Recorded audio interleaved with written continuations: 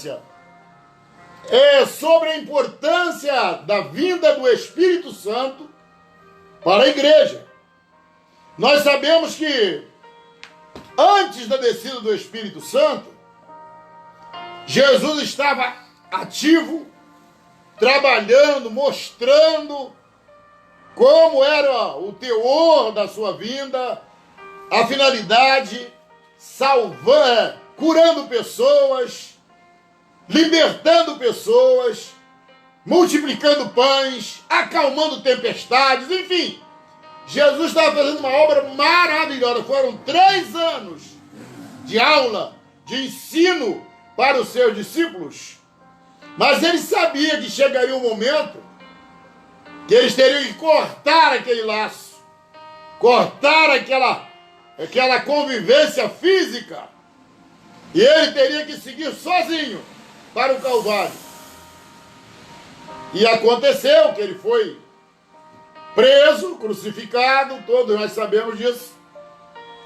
Mas vemos bem que antes, tudo que ele fazia já tinha um significado, era lição, era uma escola, era um curso teológico para os seus seguidores. E nós vemos que, no fundo, tudo que ele fazia era visando a salvação do homem. Mas desde esses tempos, a gente observa que as grandes massas, elas procuravam mais solução social, econômica, física, do que espiritual. Eles não entendiam muito bem o porquê de Jesus estar aqui no mundo e não focar em libertar o povo da escravidão, não cuidar diretamente das coisas sociais do mundo, assumir o trono, governar sobre Israel. Eles não entendiam isso.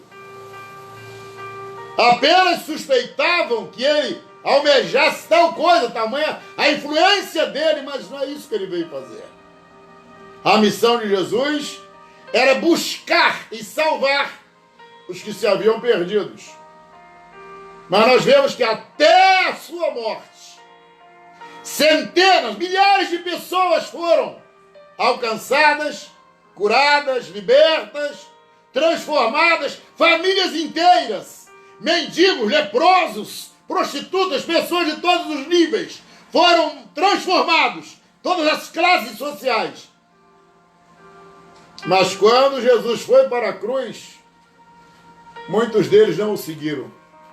Até os mais fiéis seguidores dele ficaram de longe, assustados, com medo, enfim, mas tinha que ser assim. Mas nós começamos a ver que na crucificação de Jesus houve alguém que estava morrendo ao seu lado. Havia ali 2 malfeitores. Jesus não era malfeitor, Jesus era do bem, mas um deles, olhando para Jesus, criticou: aí, se tu és o Filho de Deus, por que tu não te salva a si mesmo, não desce da cruz e não salva nós também? Olha o que é a pessoa arrogante, o incrédulo, aquele que não deposita confiança no Salvador. Enquanto que o outro, quebrantado, apesar de ser também um marginal, ele reconheceu a divindade de Jesus e repreendeu seu colega, dizendo que realmente eles mereciam passar por aquilo ali, mas chamou a atenção dele. Não vê que esse é um santo homem de Deus? Falou: Senhor, lembra-te de mim quando entrares no teu reino. E Jesus disse: hoje estarás comigo no paraíso. Então veja que a diferença entre o incrédulo e o que acredita. E a missão de Jesus é salvar quem crer. Não é? Ele veio para todo mundo. Mas nem todos aceitaram, nem todos creram. Tiveram evidências, viram os milagres, viram a manifestação do poder de Deus na vida dele, mas não criam para a salvação. Mas aquele ali não. Lembra-te de mim quando entrares no teu reino.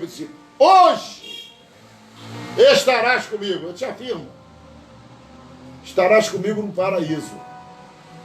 Morreu sim, não foi tirado da cruz, ele pagou pelo seu erro, mas a alma dele foi liberta.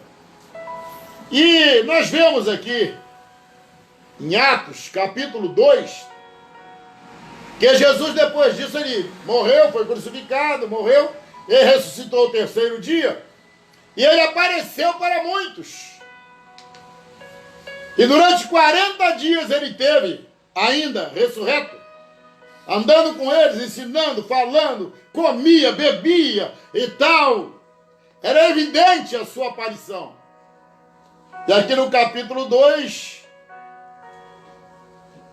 seus discípulos estavam no cenáculo, como ele disse, fiquem em Jerusalém, para que vocês sejam revestidos.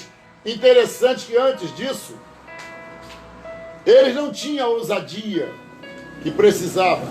Eles andavam com Jesus, então tudo Jesus resolvia, tudo Jesus era acionado, era tempestade, era isso, era aquilo, demônio, Jesus, tudo ele resolvia, mas só que Jesus, tendo que voltar para o céu, falou com eles: vocês busquem, esperem, tá?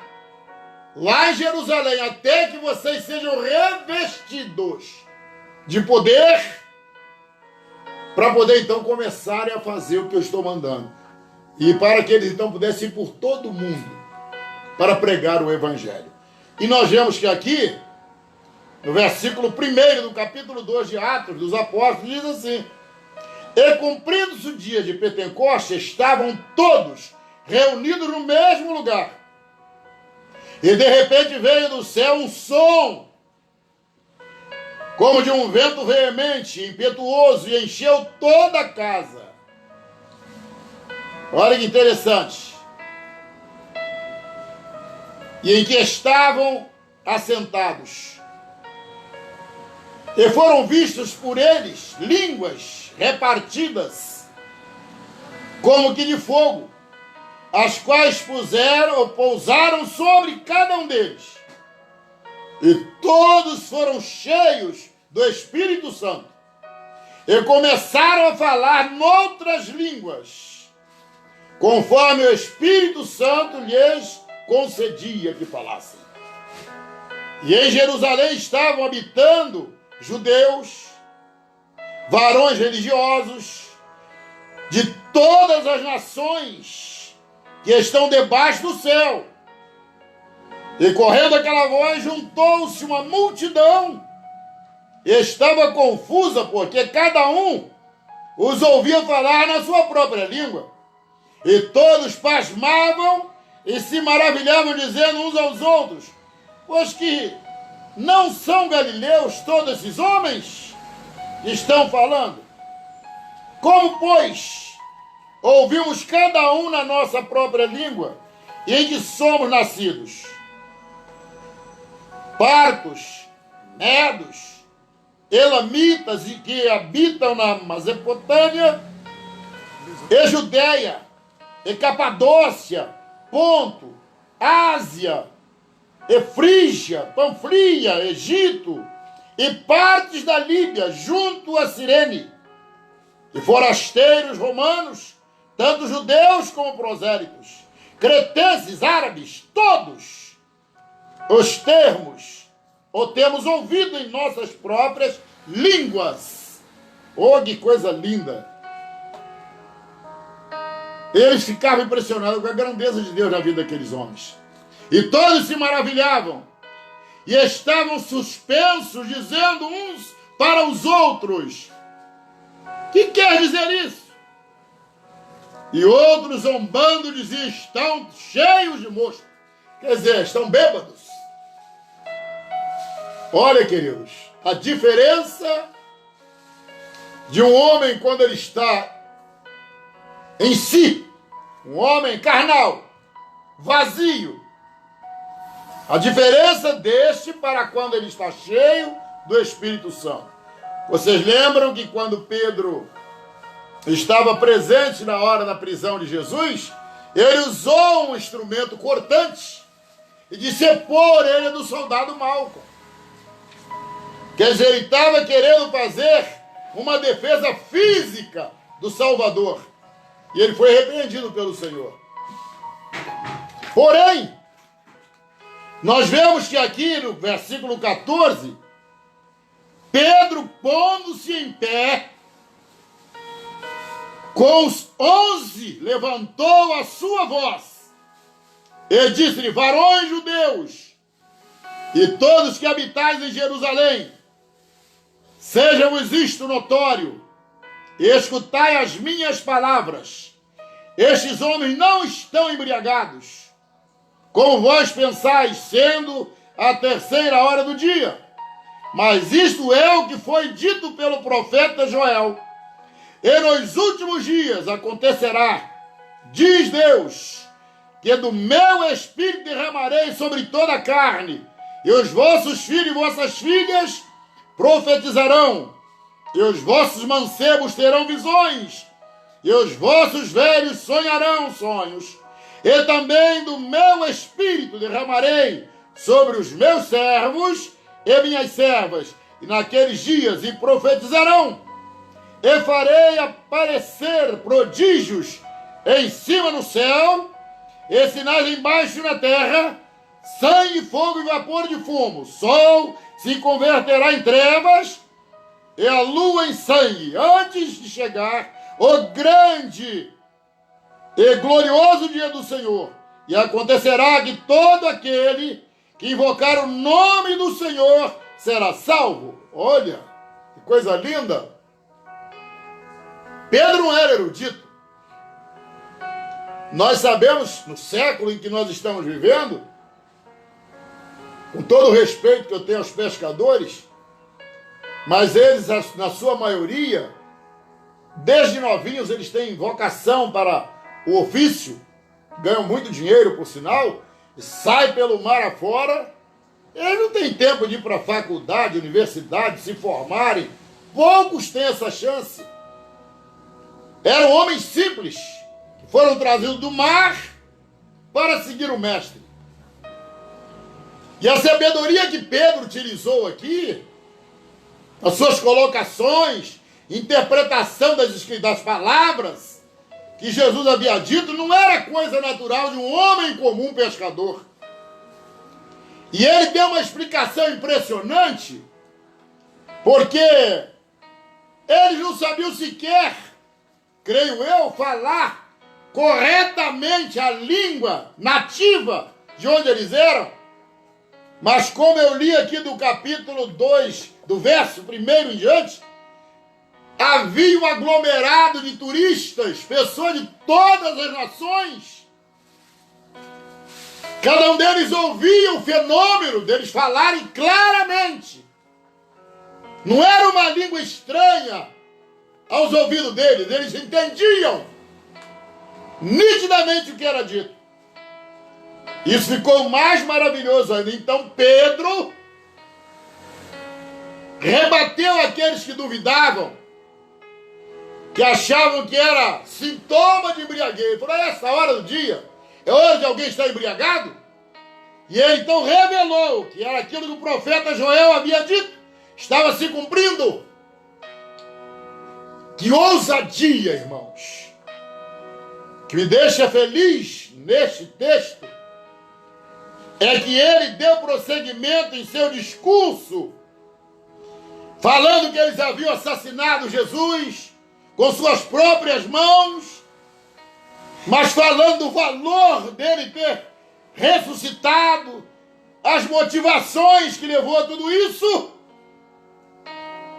e como legado, ele deixaria o Espírito Santo para que eles dessem prosseguimento à obra que ele começou. E aqui nós vemos, a partir do versículo 37, diz assim: e ouvindo eles isto, compungiram-se em seu coração, e perguntaram a Pedro e aos demais apóstolos: que faremos, varões, irmãos? E disse-lhe Pedro: arrependei-vos, e cada um de vós seja batizado em nome de Jesus Cristo, para perdão dos vossos pecados, e recebereis o dom do Espírito Santo. Oh, glória a Deus! Porque a promessa vos diz: respeito a vós, a vossos filhos e aos todos os que estão longe. Todos que estão longe. E tantos quantos Deus, nosso Senhor, chamar. Preste atenção. Evangelho genuíno, sem recheio, sem atrativos humanos, sem pirotecnia, efeitos especiais, jogos de luzes, não. Palavras cruas, firmes, temperadas com a unção do Espírito Santo, impactante, falando ao coração dos perdidos. A palavra-chave é: arrependei-vos. É o que muita gente hoje tem medo de falar. E evangelho sem arrependimento não é evangelho. Tem muita gente que se aproxima de Jesus, mas não se arrepende dos pecados. Querem ser abençoados, querem ser vitoriosos, querem prosperar, querem o casamento resgatado, querem tudo. Mas quando fala, você precisa de Jesus, ah, não, eu vou dar um tempo, isso aí, sabe? Mas a palavra de Pedro foi: arrependei-vos e sejam batizados. Que coisa linda, irmãos. Porque a promessa vos diz respeito a vós, a vossos filhos e a todos os que estão longe, como nós, e a tantos quanto Deus, nosso Senhor, chamar. Então, meus amados, sem arrependimento, não há perdão. Tem muita gente que tem remorso, tem emoção, chora, mas não se arrepende. O verdadeiro arrependido, ele confessa o seu pecado e deixa. Mal comparando, é como um criminoso que vai pagar a sua pena e chega lá, realmente ele se redime do mal que cometeu e volta a ter uma vida decente. Ele cumpre a sua pena e vai livremente viver sua vida social. Só que com Jesus não tem pena nenhuma, já levou todos os pecados sobre si na cruz, e a única coisa que ele pede a nós, que a gente reconheça que é um pecador e deixe o pecado. E aqui, quando Pedro falou isso, irmãos, com muitas outras palavras, diz o versículo 40, isso testificava e os exortava dizendo: salvai-vos dessa geração perversa. É o que o mundo está precisando ouvir hoje. A nossa geração está pervertida, desenfreada, perderam o respeito, a dignidade.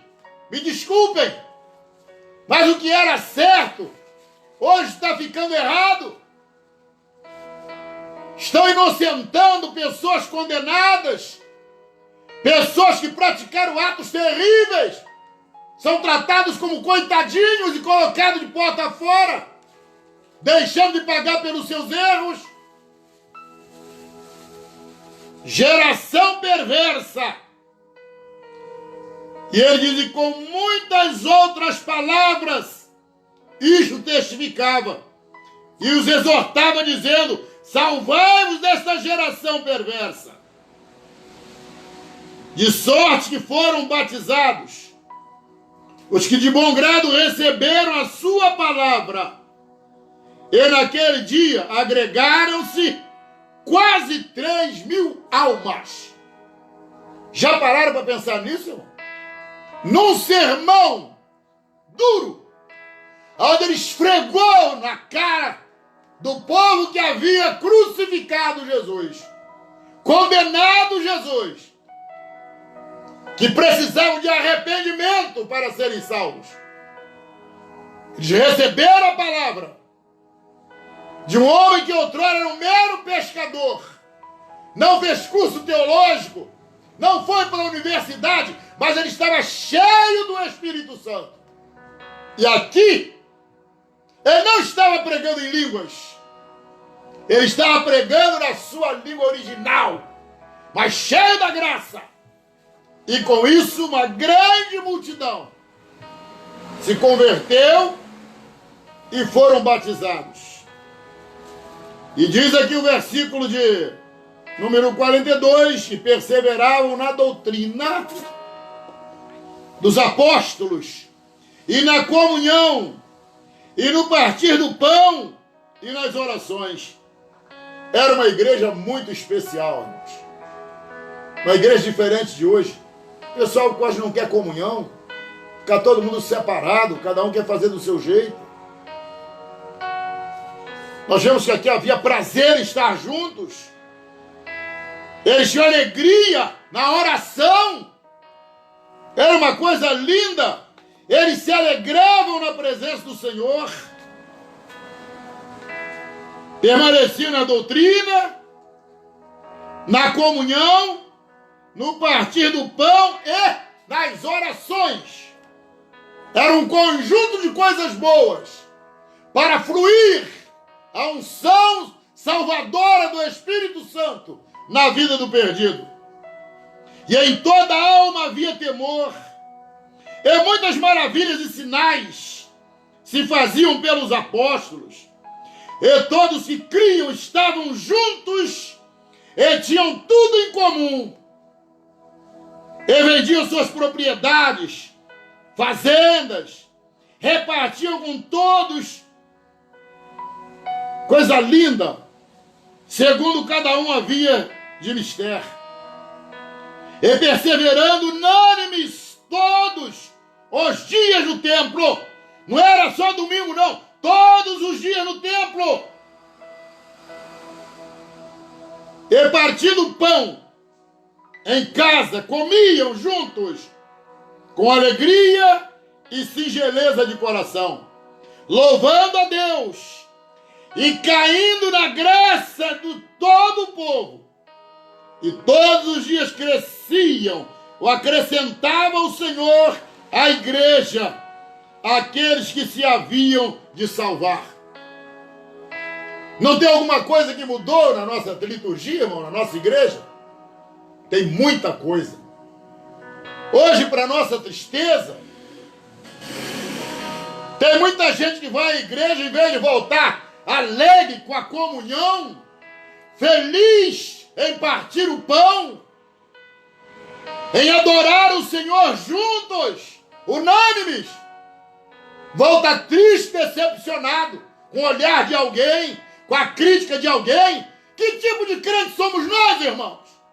Igreja é lugar de crítica, é lugar de adoração, de santificação.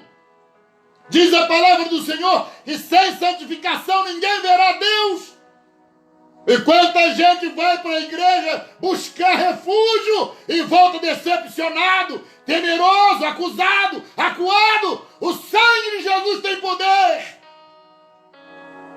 Igreja é lugar de mudança. O templo é lugar de visitação do Espírito Santo.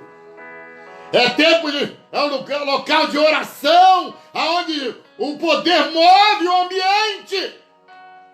E não de desconfiança, de insatisfação. E nós estamos vivendo dias assim, irmãos. Para nossa tristeza. A pessoa vai num culto, se não canta, volta triste. Se não teve oportunidade, já volta aborrecido. Se não deu a palavra, já volta resmungando. Cadê a comunhão? Cadê a humildade, a mortificação? Nós estamos vivendo dias difíceis, irmãos.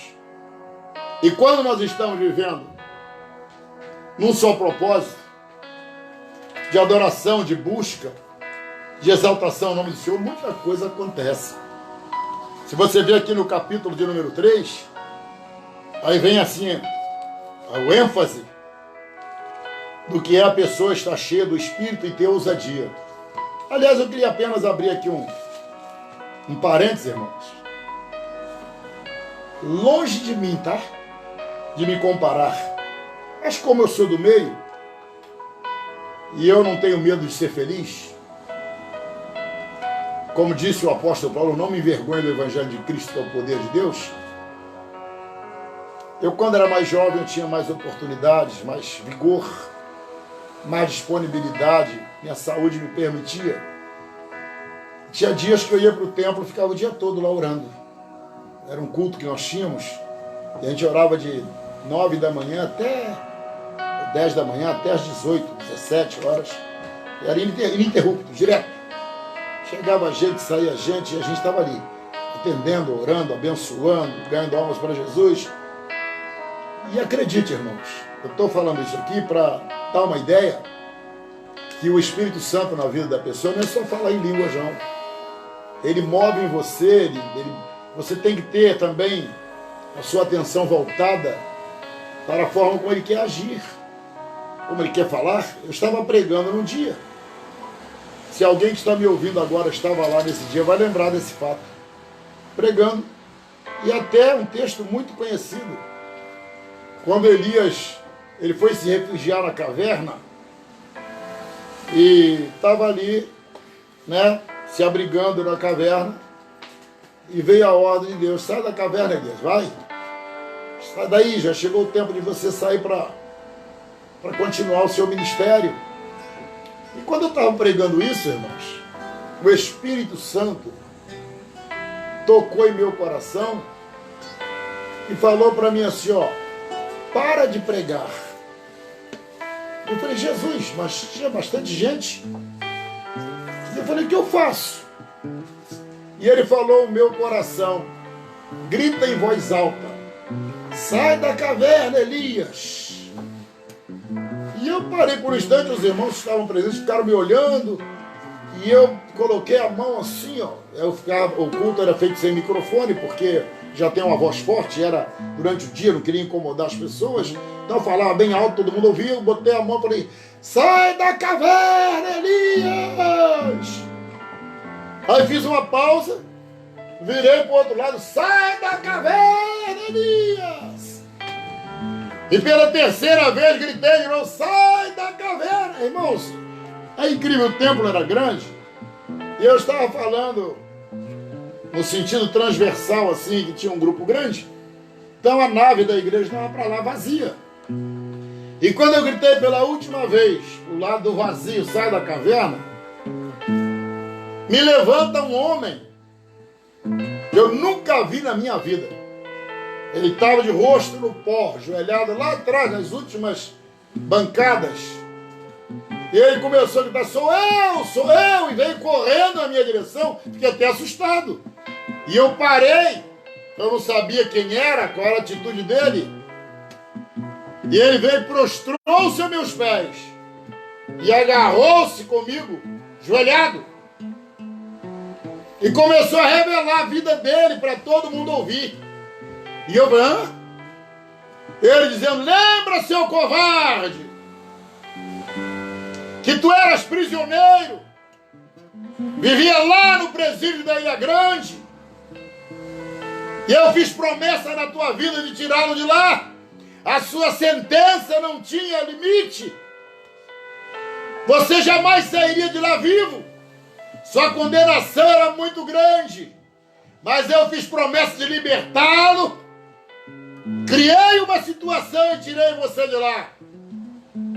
Fiz de você uma pessoa decente. Coloquei você em liberdade. Mandei você para o seu lugar de origem no Rio de Janeiro, para tu pregar a minha palavra, lembra? E o que você fizeste com a minha ordenança? Irmãos, eu estou sintetizando. Ele falou uns 10 a 15 minutos, chorando em prantos. E todos que estavam presentes olhando para mim, pensando que ele estava falando para mim. Mas eu, graças a Deus, nunca matei ninguém, nunca tive Ilha Grande, nunca fui no presídio. E quando ele parou de falar, eu falei: levante-se, por favor. Falei: agora eu vou sentar. E você vai contar a sua história. Que eu nunca fui prisioneiro. E ele então fez a narrativa, dizendo que foi um grande criminoso, veio condenado para Ilha Grande, era realmente do Rio de Janeiro, e a ficha criminal dele não tinha limite. E ele era tão terrível que na Ilha Grande ainda matou gente. O comportamento dele era horrível. E ele foi colocado numa solitária. Ficou lá isolado por muito tempo. E olha o que é o mover do Espírito. Onde um presbítero, cheio desse Espírito aqui, ó, que Pedro recebeu, foi até a porta do presídio, procurou pelo diretor e disse: o Espírito Santo de Deus mandou eu vir aqui para pregar a palavra do Senhor na solitária, para um revoltado que está lá. Deus tem projeto na vida dele de mudança, mas eu tenho que falar com ele. E o diretor disse: não, mas eu não posso dar essa liberdade, nem eu falo com ele. O alimento dele é colocado de forma discreta por um vão, a gente recolhe a vasilha, ele está muito tempo lá sem sair, sem higiene, não toma sol. Ele é um monstro, ele falou que quem entra lá e mata. E esse presbítero cheio da unção falou: eu não tenho medo de morrer, mas eu quero somente a oportunidade de falar para ele que Jesus salva e perdoa os pecados dele. O Senhor me dá essa liberdade. Depois de muita luta, segundo ele, o diretor liberou para ele um termo. Ele assinou e falou: tem visita para você. Ele disse: eu vou matar. E ele falou assim: não, mas primeiro eu falo contigo, depois você me mata. E abriu a porta, empurrou ele e fechou. E houve um silêncio. E ele: vou matar. Eu falei: espera, primeiro eu falo, depois tu me mata. E ele então fez uma oração, abriu a Bíblia e começou a pregar para aquele criminoso, dizendo que havia solução, que havia perdão para ele. Deus tinha projeto na vida dele e tal. Ele começou a chorar e falou: agora eu vou orar por você. E orou com intrepidez, cheio da virtude do Espírito Santo. Aquele homem prostrou-se, aceitou Jesus. E ele tirou o Novo Testamento que trouxe, deu na mão dele e falou: leia, que aqui está a receita para a sua cura, para a sua transformação de vida. Ele falou: como eu vou ler se eu sou analfabeto? Ele falou: peço o Espírito Santo, porque ele é mestre, ele é professor, ele vai te ensinar. E ele terminou ali, bateu na porta, o diretor abriu e falou: e o homem? Mas está tranquilo. Saiu. A partir daquele dia, ele não teve mais contato, o presbítero, com esse suposto, com esse homem criminoso.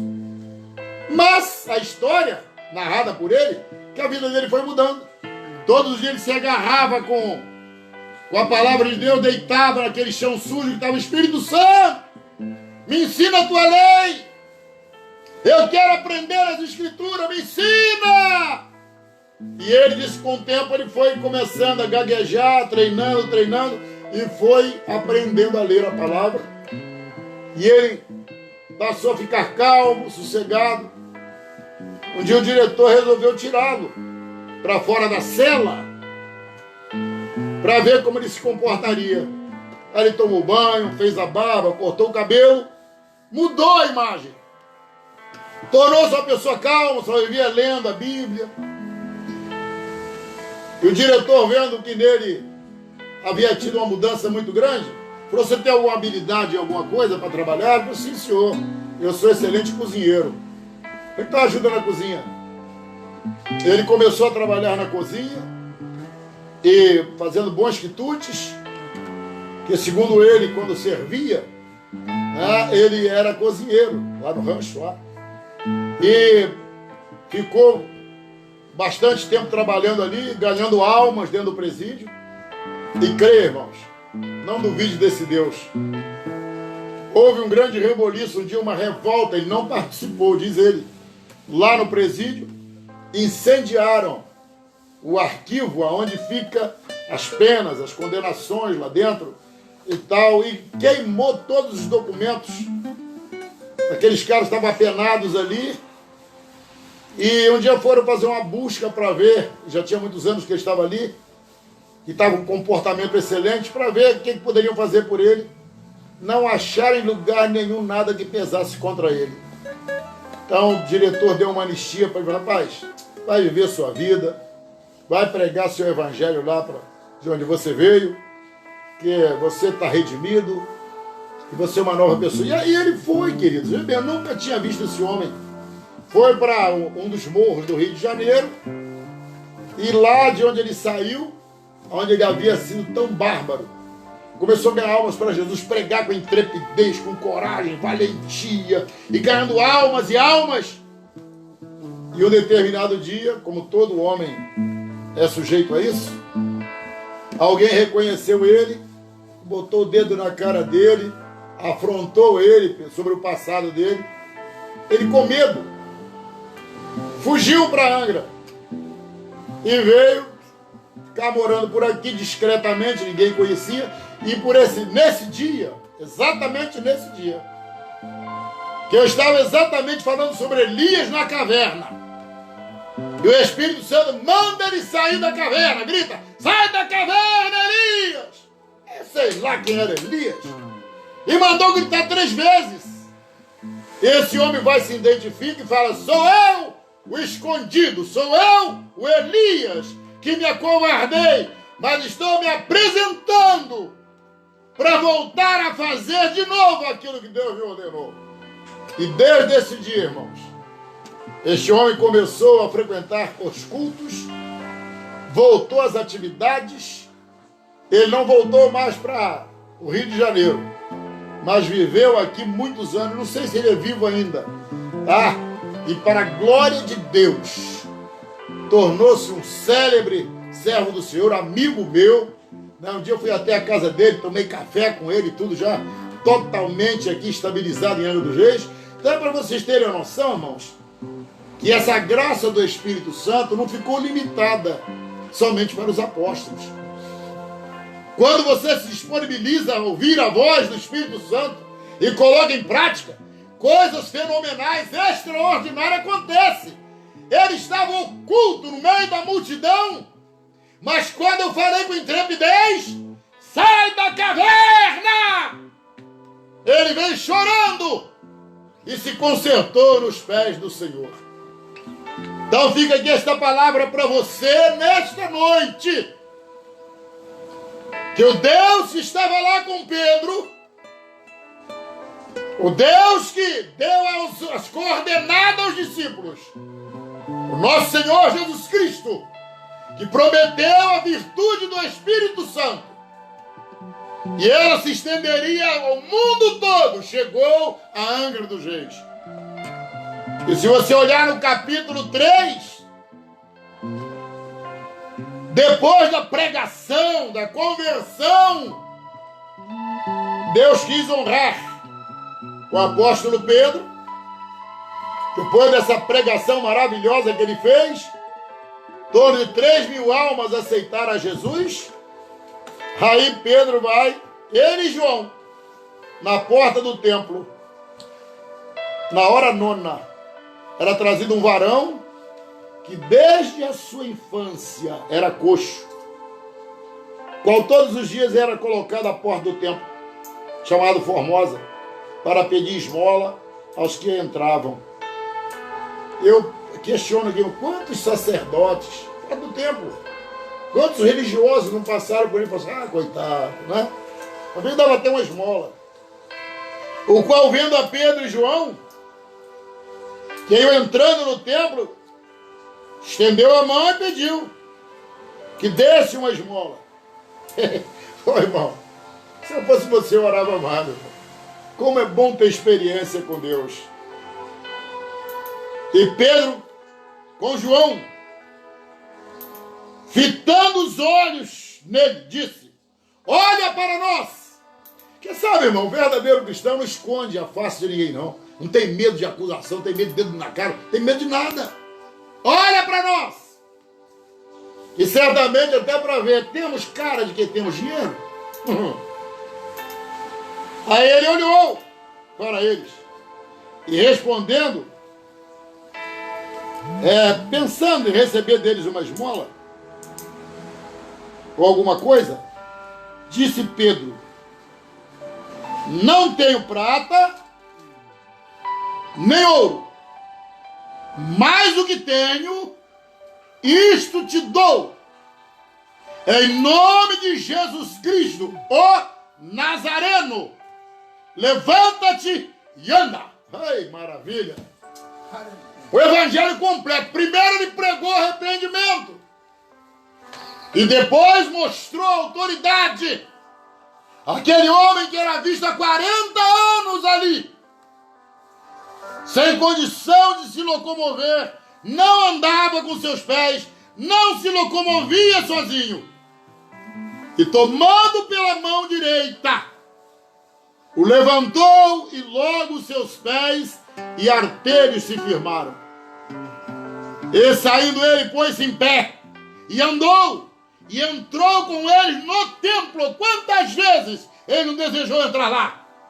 E andando e saltando e louvando a Deus.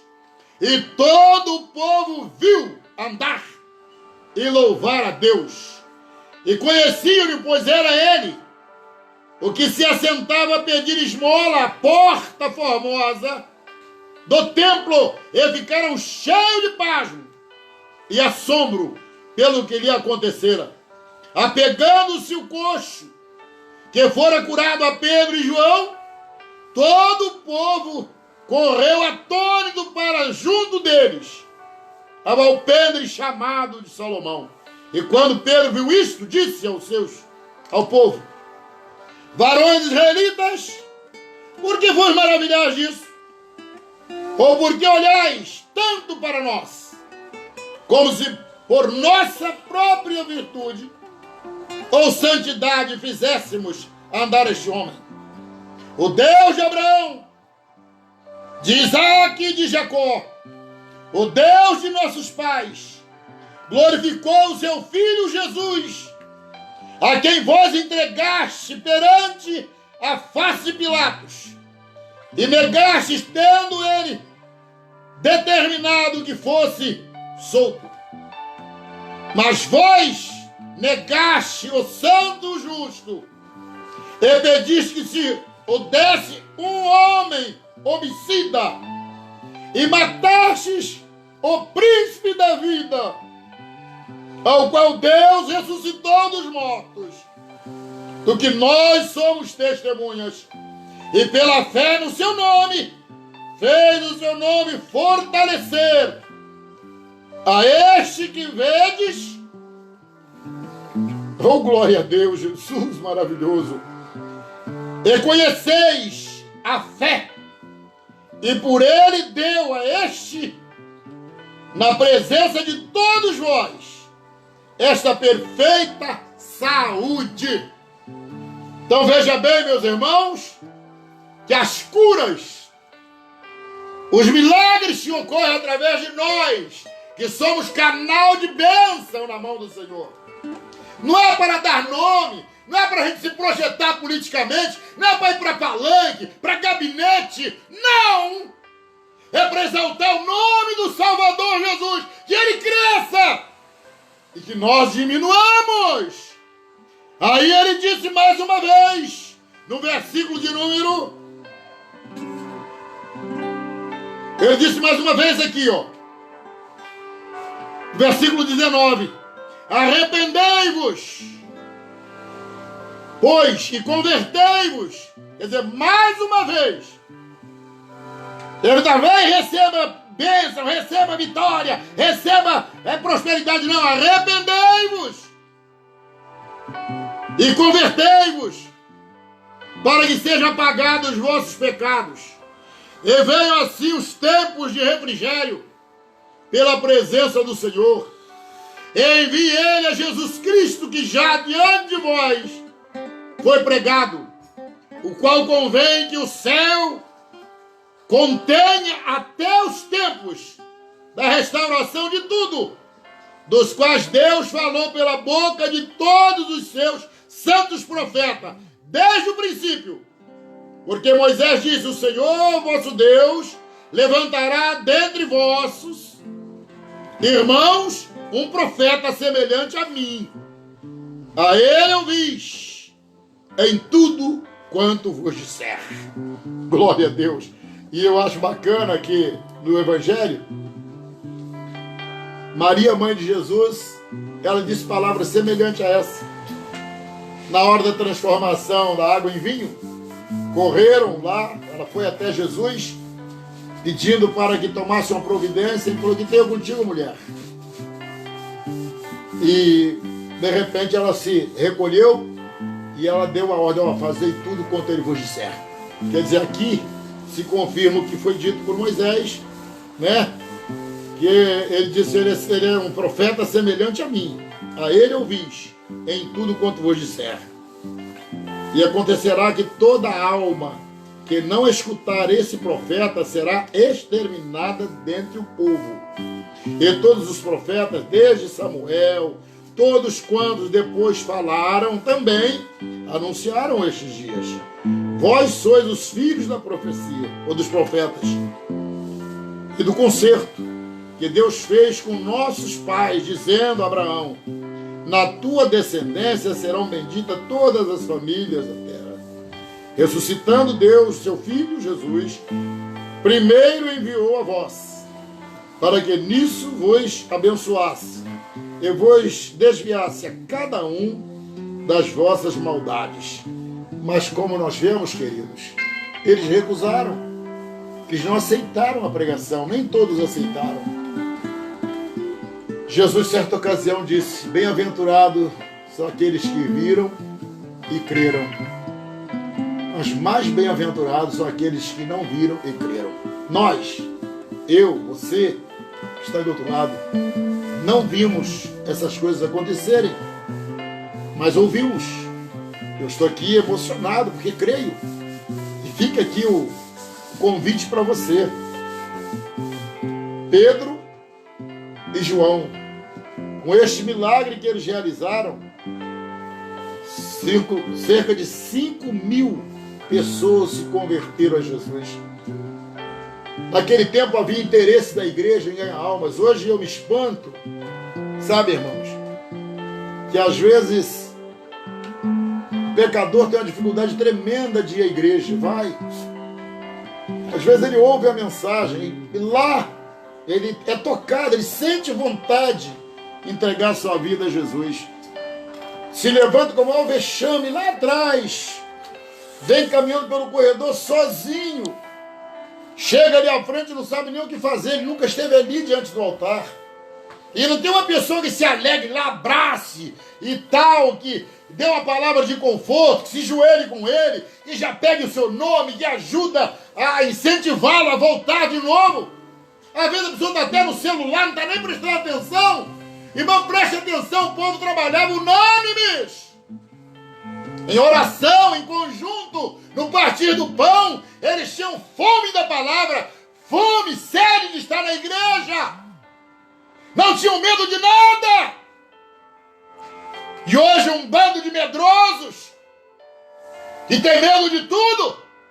O mundo sempre foi violento, sempre teve lepra, peste, sempre teve enfermidades terríveis, homens sanguinários que matavam os fiéis, mas eles não tinham medo, colocavam suas vidas em jogo por amor ao Evangelho de Jesus. Daí porque tantas almas se convertiam. E hoje o que nós estamos fazendo?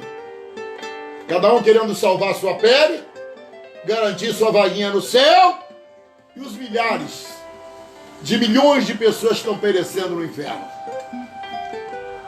Sabemos que todos eles, assim como Paulo e Silas estavam na prisão, a pregação não era diferente.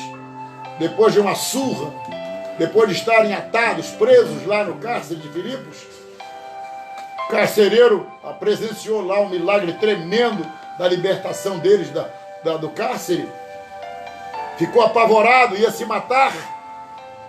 E eles disseram: não lhe faça dano algum, que todos nós aqui estamos. Aí então, ele falou, então o que hei de fazer para me salvar? Qual foi a resposta? Você sabe. Foi na hora. Crê no Senhor Jesus Cristo e será salvo tu e a tua casa. Aí diz que ele pegou os dois, levou para suas casas, cuidou dos vergões, das feridas, e ali todos eles creram e foram batizados. Qual é o nosso evangelho de hoje? Você vê uma pessoa falida, você vê uma pessoa com problema no casamento, você vê uma pessoa doente, vai que Jesus tem uma bencinha para você, vai abrir uma portinha para você. Esse não é o evangelho de Jesus, não, irmão. Evangelho é dizer, olha, Deus quer salvar a tua alma. Ele quer perdoar seus pecados. Tem muita gente que fica pecando e está lá dentro da igreja. E a igreja não salva ninguém. O que salva é o arrependimento. Deixe o pecado. Arrependei-vos. Convertei-vos. E sejam batizados. E assim então, vocês estarão cumprindo o que Jesus falou. Ide por todo mundo e pregai o meu evangelho a toda criatura. Quem crer e for batizado será salvo. Pessoa que crê, fica a vida toda na igreja, não se decide, irmão. A igreja, os compromissos que nós assumimos, é uma demonstração que você crê de coração e de verdade mesmo. Que você renunciou ao passado e está vivendo em novidade de vida. Pedro andava com uma espada, mas quando ele se converteu, ele jogou a espada fora. Que Jesus deu uma lição nele, falou, Pedro, ei, se eu quisesse, clamaria ao Pai agora, e Ele mandaria 12 legiões de anjos para me defender, mas não é para isso que eu vim. Eu tenho que passar pela prisão, eu tenho que passar pela morte, e tem gente que está se agarrando com tudo que tem materialmente, e não quer se apegar com Jesus. Acorda, irmão, chegou a hora de nós fazermos alguma coisa para o Senhor. Que Deus te abençoe. E esse Espírito Santo que veio trazer avivamento para a igreja primitiva, a igreja que quando orava estremecia o chão, desperte em você, estremeça o seu coração, arranca esse medo, arranca esse trauma, esse medo de Covid, medo de não sei o quê, medo de assalto, você abrace o Evangelho de Cristo. Quanta gente que fica doente sem ir na igreja? Não é a igreja que adoece ninguém não, irmão, tá? A contaminação está no banco, está na praça, está na rua, está no ônibus, está em todo, está no nosso quintal. Aonde você vai? No mercado. A igreja também pode ter. É um risco, mas é necessário. Não podemos perder a comunhão. Unanimidade. É o que diz a palavra aqui. Então que Deus tenha misericórdia de você e de mim também. Tá? Que o Espírito Santo reacenda a chama no seu